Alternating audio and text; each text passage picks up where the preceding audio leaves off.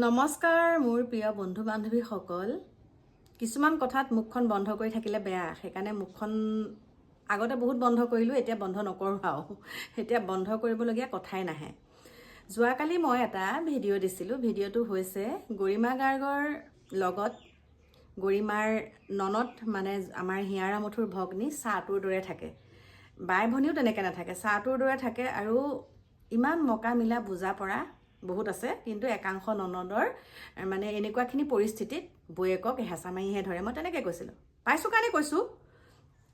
এতিয়া তাৰ ভিতৰতে কেইজনীমান জঁপিয়াই পৰি পেলাই কৈছেহি, বেলেগ ধৰণৰকৈ কয়, মানে কথা বেলেগ ধৰণে কিছুমান কথা বুজাবলৈ যায়। মই তেহেঁতক কৈছোঁ, একাংশ বুলি কৈছোঁ, কথা অকণমান ভালকৈ সোমোৱাই ল'লে ভাল। একাংশ ননদে কি কৰে, আজিকালি বিয়া হৈ যোৱাৰ পাছতো কেতিয়াবা যেতিয়া ঘৰখনলৈ আহে অশান্তিৰ সৃষ্টি কৰি থৈ যায়। উল্টা পুল্টা কিবা কিবি কথা, মানে কাজিয়া পেচালৰ সৃষ্টি হয়। এনেকুৱালৈকে আছে নেকি বোলে সম্পত্তিও মানে বিচাৰি আহে। বিয়া দিয়াৰ পাছত 20, 30, 35, 40 বছৰ হৈ যোৱাৰ পাছতো সম্পত্তি বিচাৰি আহে। গতিকে সেইবিলাক ননদক কি বুলি ক'ব? সেইবিলাক ননদ নে সেইবিলাক শত্ৰু, ৰাক্ষসনী? গতিকে মই সেইটো কথা কৈছোঁ। বহুতে কৈ আছিলে যে গৰিমা গাৰ্গৰ লগত আমাৰ হিয়াৰা মথুৰ ভগ্নী এনেই থকা নাই, সম্পত্তিৰ লোভত আছে। কি কৰিব সম্পত্তি?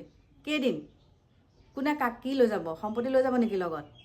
আৰু যদিও সম্পত্তিৰ লোভত আছে নাছে সেইটো তেওঁলোকে জানে, কিন্তু এটাওতো বেয়া বিহেভ কৰা নাই। আমাৰ একাংশ ননদে কেনেকুৱা ধৰণৰ কথা কয়, বাপ্পা ঐ কৃষ্ণ কৃষ্ণ কৃষ্ণ বুলিহে ক'লোঁ। তেওঁলোকৰে গাত লাগিছে চাগে। কিন্তু আজিকালি প্ৰায় সংখ্যক ভাল হৈছে, প্ৰায় সংখ্যক ভাই ভনীৰ দৰে থাকে। কিন্তু একাংশই যেতিয়া একদম মানে দেখা পায়হি বৌয়েক দেখোন সুখত আছে ঘৰত, বৌয়েক দেখোন আগৰ নিচিনা নহয়, বৌয়েক দেখোন অকণমান সুখত আছে, কিয়নো সুখত থাকিবি বুলি কৈ বেলেগ ধৰণৰ মন্তব্য, বেলেগ ধৰণৰ কিবা কিবি বেলেগ ধৰণৰ। কিন্তু নোৱাৰিব নহয়, আজিকালি নোৱাৰিব সেইখিনি অত্যাচাৰ কৰিব। সেইখিনি অত্যাচাৰ কৰাৰ আগত নিজৰ হেৰিটো অকণ চাই লোৱা ভাল। নকওঁ আৰু বাকীখিনি ক'ত কেনেকৈ, কোন কেনেকৈ, ক'ত কেনেকৈ কি কৰি পেলাই কেনেকৈ কি কৰিছিলে, সকলোখিনি মানুহে তথ্য প্ৰমাণ থকাৰ পাছতহে এনেকৈ কথা ক'ব পাৰে দেই। সেইখিনিকে ক'লোঁ। যিসকল ভাল তেওঁলোককতো চেলুট দিছোঁ। বহুত মানে এনেকুৱা ঘৰৰ পৰা ধৰক, এতিয়া মই কথাটো কৈছোঁ, মাক বাপেকৰ ঘৰৰ পৰা যেতিয়া মানুহ আহিব তেতিয়া মানে পাত্তাই নিদিয়ে, সেই চাহ বনাব নালাগে, আমুক কৰিব নালাগে, তামুক কৰিব নালাগে, তেনেকুৱা মানে। কিন্তু নিজৰ ফালৰ যেতিয়া মানুহ আহিব তেতিয়া একদম আৰু আমুকটো খাব লাগিব, তামুকটো খাব লাগিব। গতিকে তেনেকৈও কিছুমানে দিন অতিবাহিত কৰি থোৱা হৈ আছে। গতিকে গাত পাতি ল'ব নালাগে। মই কৈছোঁ কেৰা আঙুলিটো, তহঁত যিকেইজনীয়ে কৈছ, তহঁতৰ কেৰা আঙুলিটো মানে আমাৰ হিয়াৰা মথুৰ ভগ্নীৰ ভৰিৰ কেৰা আঙুলিটো সমানো তহঁতে যোগ্য নহয়, বুজিছ? চাচোন বৌয়েকৰ লগত কেনেকৈ চাহটোৰ দৰে আছে, বৌয়েকক কান্দিবলৈ দিয়া নাই। নিজৰ দুজনী ছোৱালী থৈ অহাৰ পাছত, মানে নিজৰ দুজনী ছোৱালী থকাৰ পাছত, পঢ়া শুনাৰ ক্ষেত্ৰতো আছেই বাৰু জীয়ৰী দুজনী, সিমানখিনি মেইনটেইন কৰাৰ, মানে সিমানখিনি দায়িত্ব পালন কৰাৰ পাছতো নিজৰ বৌয়েকৰ লগত চাহটোৰ দৰে আছে। গতিকে সম্পত্তি লোভত থকা নাই। মানৱতাৰ খাতিৰত ককায়েকে ন্যায় পাব লাগে। অসুস্থ দেউতাক আছে, অসুস্থ। এতিয়া গৰিমা গাৰ্গো অসুস্থ। আজি কেইমাহ হ'ল? 6 মাহ হ'ল। ন্যায় পালোঁনে? নাই পোৱা। আৰু ফুটুকাৰ ফেন আমি ন্যায় নাপাওঁ, পাম বুলিতো আশা কৰি আছোঁ। কিন্তু এনেকুৱা চৰকাৰ থাকিলে, এনেকুৱা চৰকাৰে যিখিনি কৰি আছে, প্ৰথম অৱস্থাৰ পৰা আপোনালোকে চাওক কেনেকুৱা নাটক, আৰু এতিয়াও কেনেকুৱা নাটক। তাতে আপুনি কিবা এটা ক'ব, আপোনাক জেলত ভৰাই থৈ দিব। মানে আজিকালি আৰু আপুনি মানে বেয়া কাম এটা কৰক, খুব একদম দুৰ্নীতি কাম এটা কৰি বিজেপিত জইন কৰিব লাগে। এইখন চৰকাৰ, মই কোৱা কথা নহয়, বহুতে কয় সেইটো। এতিয়া জ্ঞানশ্ৰী বৰাই বৰ সুন্দৰ কথা কৈছে, আপোনালোকেতো পাই আছে চাগে, ভিডিঅ'বিলাকত দেখা পাই আছে। গতিকে মোৰ প্ৰিয় বন্ধু বান্ধৱীসকল, মই সেই একাংশকহে কৈছোঁ দেই, বহুতে গাত পাতি ল'ব নালাগে। সেইখিনি বিপদৰ সন্মুখীন বহুত হৈ আছে।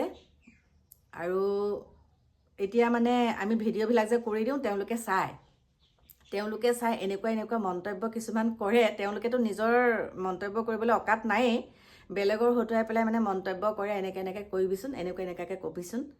গতিকে এইটো দেখাইছোঁ, এইটো একো কৰিব নোৱাৰে, একো কৰিব নোৱাৰে। গতিকে যিসকল বোৱাৰীয়ে কষ্ট পাই আছা এতিয়া, ননদৰ পৰা, জাশাহুৰ পৰা বহুত কষ্ট পাই আছে, কাৰণ আমাক মেছেজ কৰে, আমাক কয় কথাবিলাক, যেতিয়া প্ৰেক্টিকেলি পাওঁ কয়, শাহুৰ পৰা শহুৱেকৰ কথা ইমান নকয়, শহুৱেকৰ কথা নকয়, আৰু প্ৰায়বিলাক শহুৱেকে মৰমেই কৰে বোৱাৰীক। গতিকে এই শহুৱেকৰ কথাবিলাক নকয়, কিন্তু মানে এই একাংশ শাহুৱেক, দেওৰেক, ননদ, তাৰপিছতে আকৌ জাশাহুৱেক, একাংশৰ কাৰণে মানে বোৱাৰীবিলাক মৃত্যুমুখত পৰিছে। সকলোকে কোৱা নাই, কিন্তু বহুতখিনি তেনেকুৱা হৈছে, একদম বহুত কষ্ট পাই থকা দেখা পাইছোঁ। আৰু গমেই পাইছে চাগে আৰু গমেই পাইছে চাগে। গতিকে এইখন অকণ চম্ভালি কথা ক'লে ভাল। কোনে ক'ত কি কথা কয়, কোনে ক'ত কাক কি কয়, সেইখিনি আমি সকলো জানো। এইটোৱে নহয় যে তুমি তেওঁলোকৰ ঘৰত কিবা এটা খালা, তেওঁলোকৰ ঘৰত কিবা এটা তুমি যে মোৰ বিষয়ে ক'লা, তেওঁলোকে যে আকৌ মোক নক'ব, সেইটো কথা নহয়। আজিকালি কি হয়, আজিকালি আগৰ পৰাই চলি আহিছে, মানে কি হয় জানেনে, মাকৰ ঘৰখনলৈ আহিব নহয়, আহি পেলাই মানে এনেকুৱা কিছুমান কটু মন্তব্য দিব।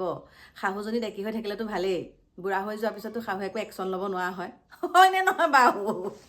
বুঢ়া হৈ যোৱাৰ পিছত শাহুৱেকে একশ্যন ল'ব নোৱাৰা হয় নহয়।